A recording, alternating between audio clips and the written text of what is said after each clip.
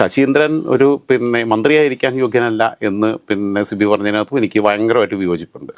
അയാൾ മനുഷ്യൻ എന്നുള്ള രീതിയിൽ തന്നെ ജീവിച്ചിരിക്കാൻ യോഗ്യനല്ല എന്നുള്ള അഭിപ്രായക്കാരനാണ്. ഒരു പിതാവ് എന്നുള്ള രീതിയിൽ, ഒരു മുത്തച്ഛൻ എന്നുള്ള രീതിയിൽ എത്രയോ മോശപ്പെട്ട ഒരു മനുഷ്യനാണ്.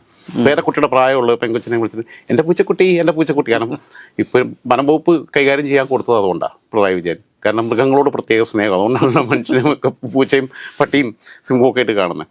ഇതിനകത്തുള്ള വിഷയം എന്ന് വെച്ചാൽ, ഒന്ന്, ഇയാൾ ജോസ് കെ മാണിയെ കുറ്റം പറഞ്ഞത് എനിക്ക് തോന്നുന്നു, നമ്മൾ ഈ പണ്ടത്തെ കാലത്തൊക്കെ നല്ല വീട് പണിയുമ്പം അല്ലെങ്കിൽ പച്ചക്കറി കൃഷി ചെയ്യുമ്പം അവിടെ ഒരു കോലം കെട്ടി വെക്കും.